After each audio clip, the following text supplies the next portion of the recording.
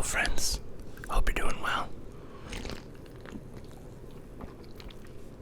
Got that TV today. Oh man. Turn this light down, it's a little bright. There we go. Wonderful. Now we're cooking with gas. How you doing?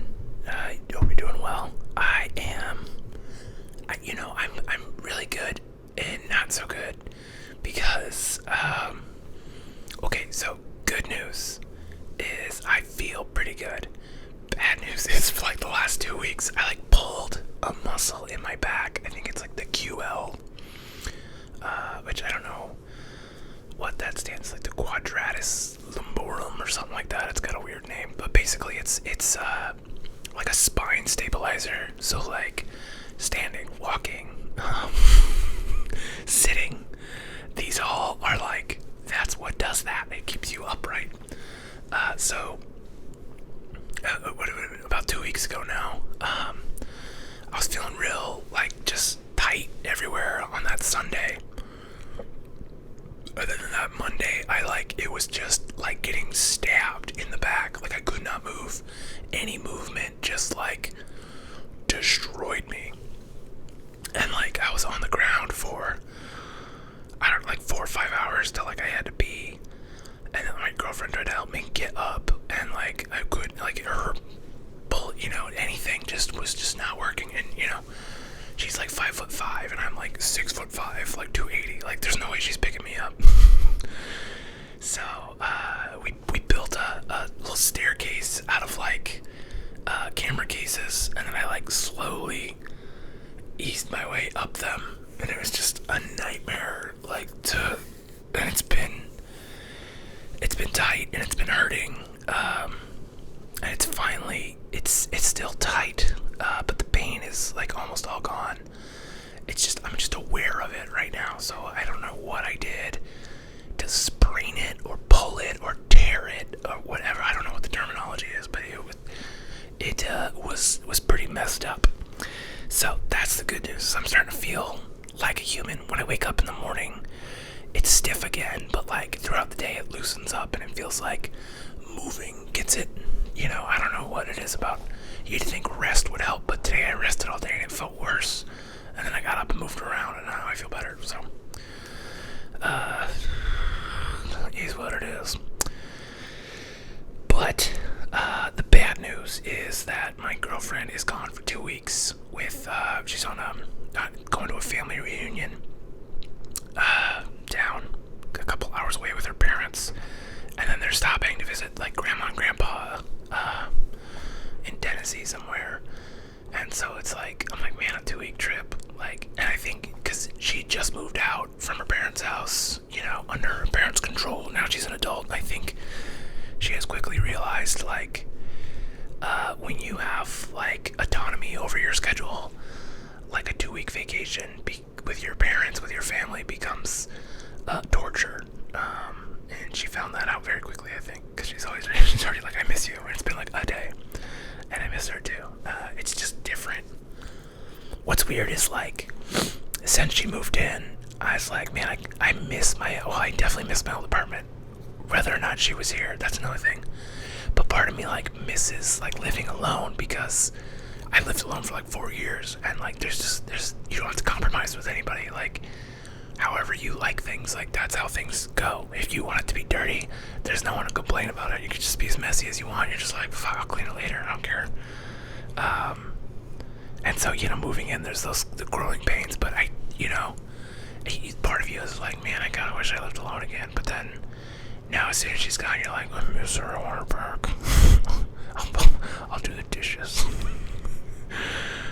Because that's, okay, help me out here. ASMR fam, Tingle tribe. I haven't used that phrase in a long time.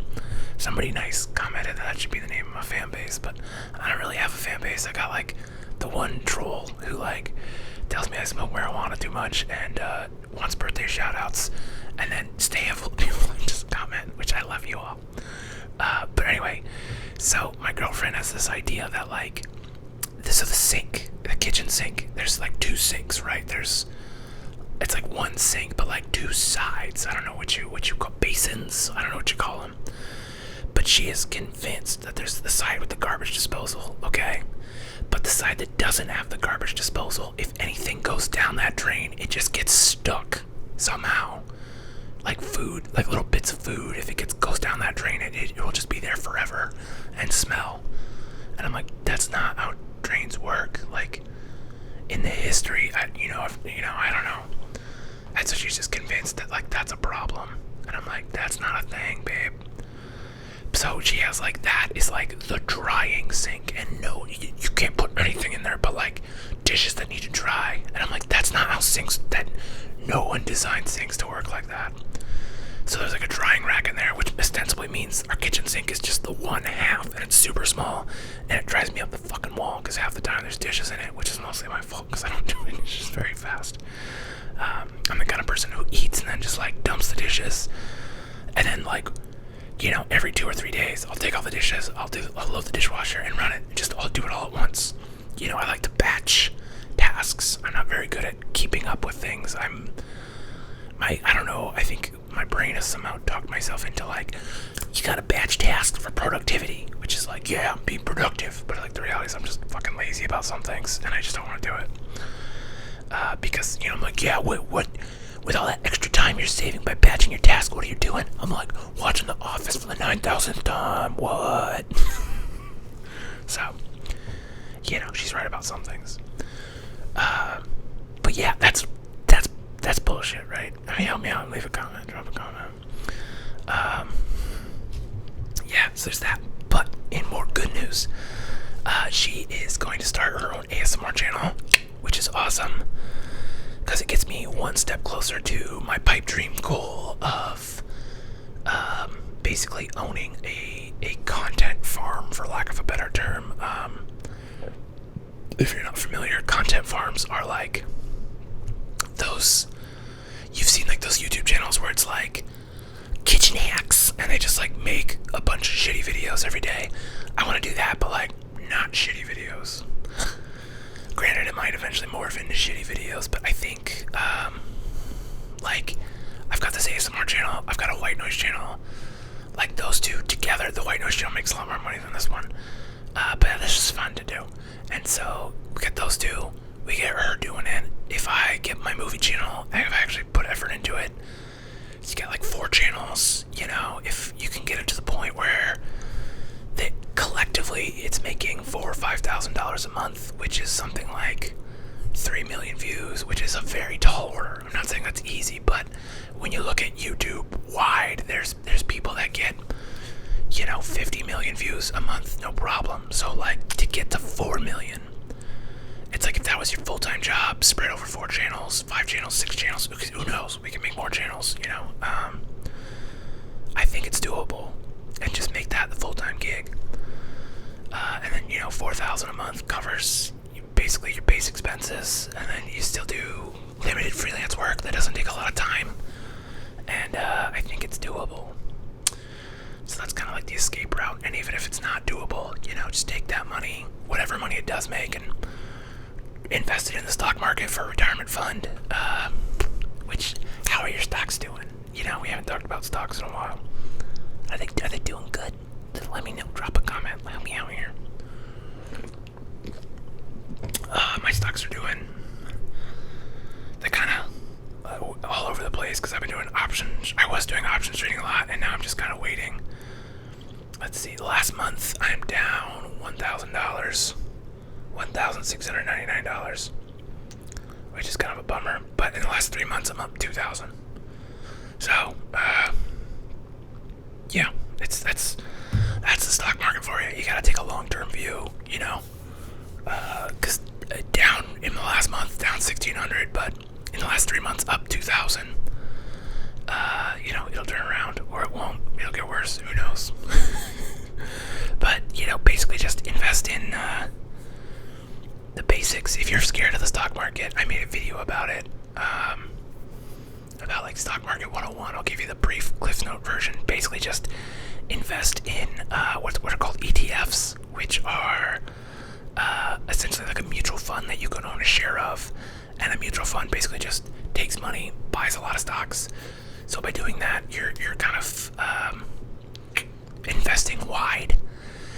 And then what I always recommend people do is to buy dividend paying ETFs.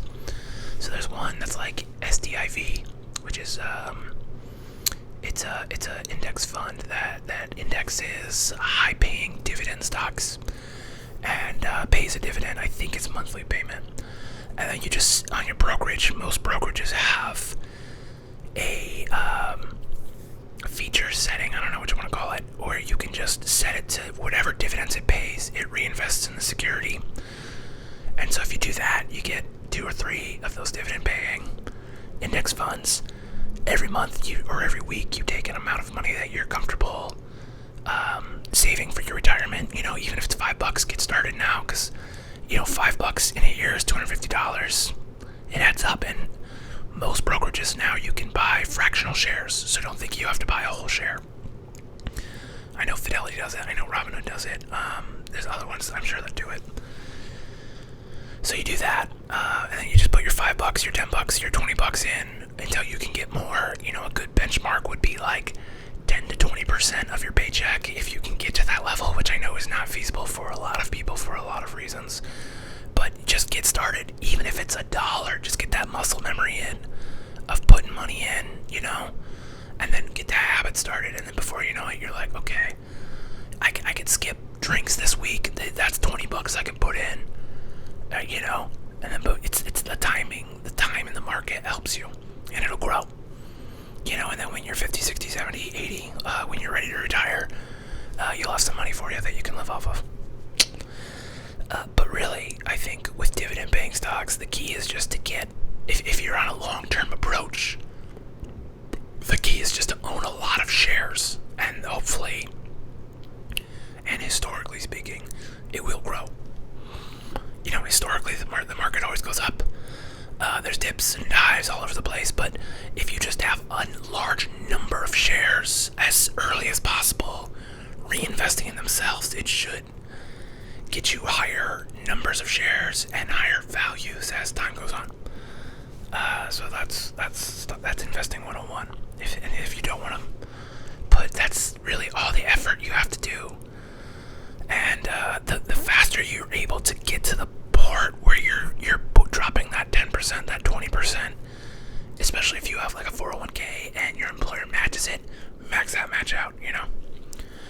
Anyway, that's neither here nor there. That's just my advice. Oh, other good news. I bought a new camera. It's a Canon. Can you see it? Where is it at? There it is. The Canon R6.